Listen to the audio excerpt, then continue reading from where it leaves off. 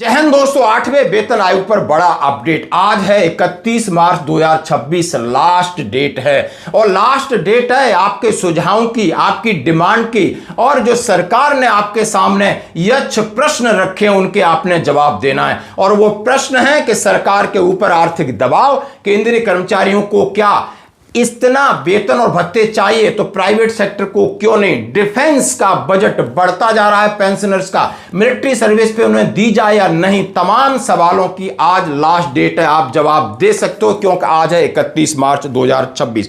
दूसरी बड़ी बात कहूंगा कि संसद का बजट सत्र 2 अप्रैल 2026 को समापन हो रहा है और उसमें 8वें वेतन आयोग को लेकर के कम से कम 5 सांसदों ने सवाल पूछे। वित्त राज्य मंत्री का जवाब सवाल थे कि आखिर सरकार 18 महीने जो समय दे रही है वो कहां से गिनती करेगी और कब तक है। तो सीधा सीधा इसका जवाब था मिड 2027। तो क्या उसके बाद बैंक में पेंशनर्स के पैसे आएंगे, एरियर आएगा, सैलरी आएगी? तो उसका जवाब दिया नहीं, बड़ी और लंबी प्रक्रिया से गुजरना पड़ेगा। यानी सवाल का जो जवाब है उसमें कई सवाल हैं। क्या 2029 तक ले जाएंगे, 2028 तक ले जाएंगे?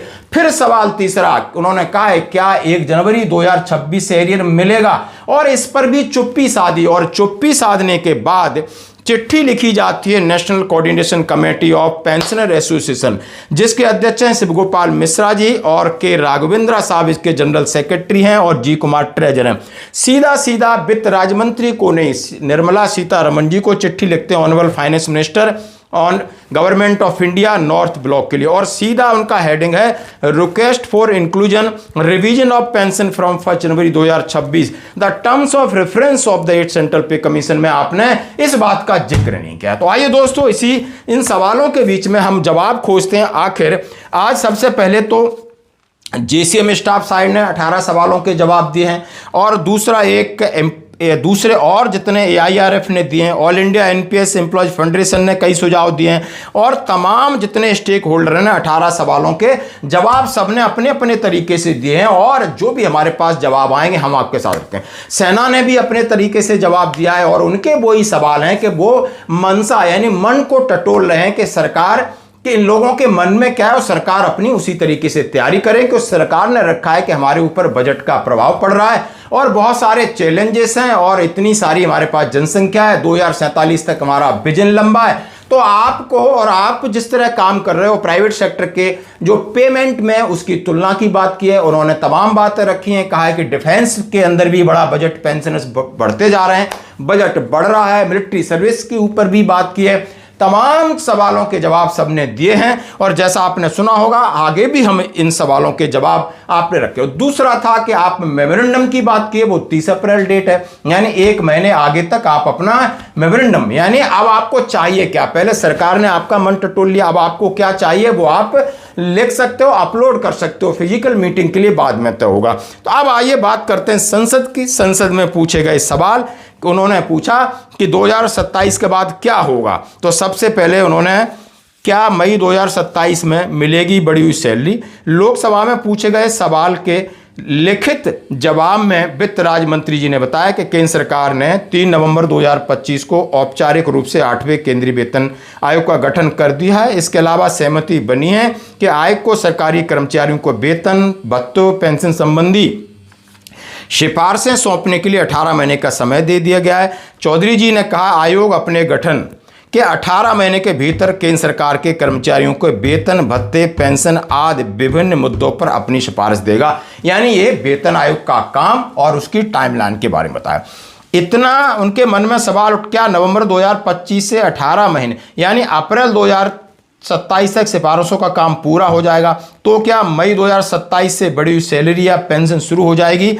इसका कंफ्यूजन भी वित्त राज्य मंत्री ने दिया। यानी संसद में सवाल पूछा कि भाई काम अप्रैल में 2027 तक 18 महीने हो गए, फिर उसके बाद 2027 में आगे जो 2-3 महीने उनके अंदर क्या बैंक में पैसा आएगा?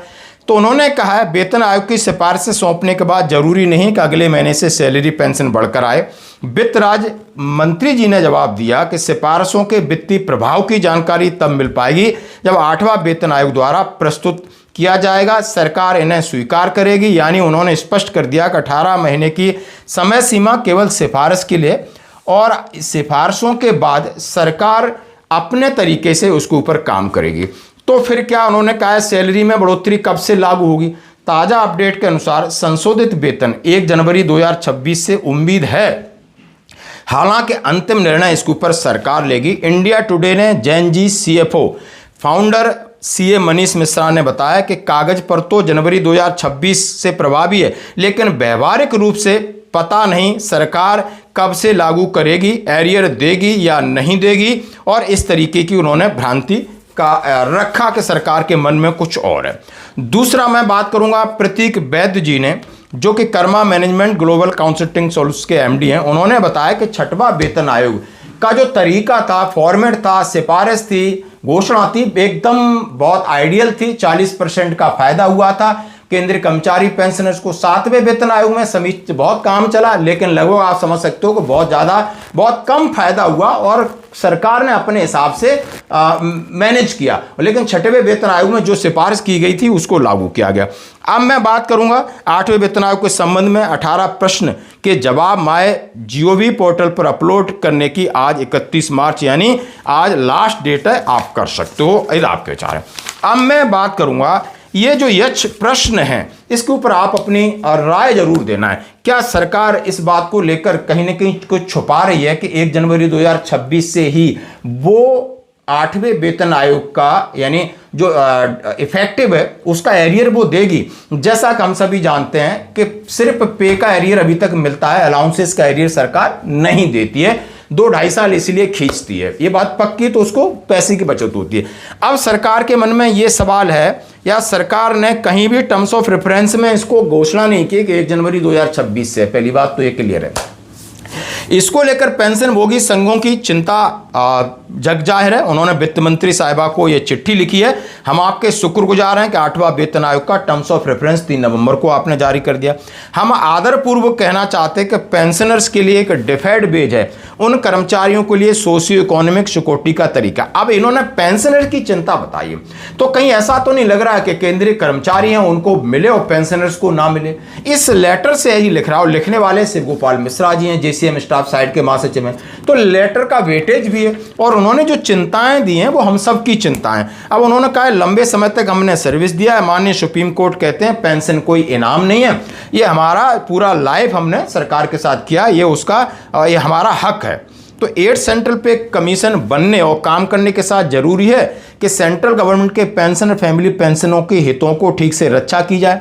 पहले भी पे कमीशन ने पेंशन में बदलाव और सही करने के उपायों की सिफारिश में अहम भूमिका निभाई है और पेंशनर्स के बढ़ते खर्च को पेंशनर्स का सम्मान दिया है। बताई गई बातों को देखते हुए हम आपसे रिक्वेस्ट करते हैं कि 1 जनवरी 2026 से पेंशन में बदलाव 8 सेंट्रल पे कमीशन के टर्म्स ऑफ रेफरेंस में साफ तौर पर शामिल किया जाए। ऐसा करने से सभी पेंशनर्स को इस बात को इंश्योरेंस रहेगा, उम्मीद रहेगी कि सरकार हमारे प्रति जवाब दे। केंद्र सरकार के पेंशनर और पारिवारिक पेंशन में संशोधन की मांग, पहले और अभी आने वाले पेंशनर्स के बीच बराबरी, वेतन संशोधन के साथ पेंशन ढांचे का युक्तिकरण, रिटायरमेंट बेनिफिट और पेंशन पॉलिसी का रिव्यू। इन सिफारिशों से करीब 69 लाख पेंशनर और फैमिली पेंशन पर असर पड़ेगा केंद्र सरकार के कर्मचारियों के साथ। और उन्होंने उनके ये रिक्वेस्ट किया है, उम्मीद किया है कि आप टर्म्स ऑफ रेफरेंस में हमारी चिंताओं को शामिल करो। तो दोस्तों आप जरूर कमेंट दें कि सरकार के मन में कुछ चल तो नहीं रहा है। धन्यवाद।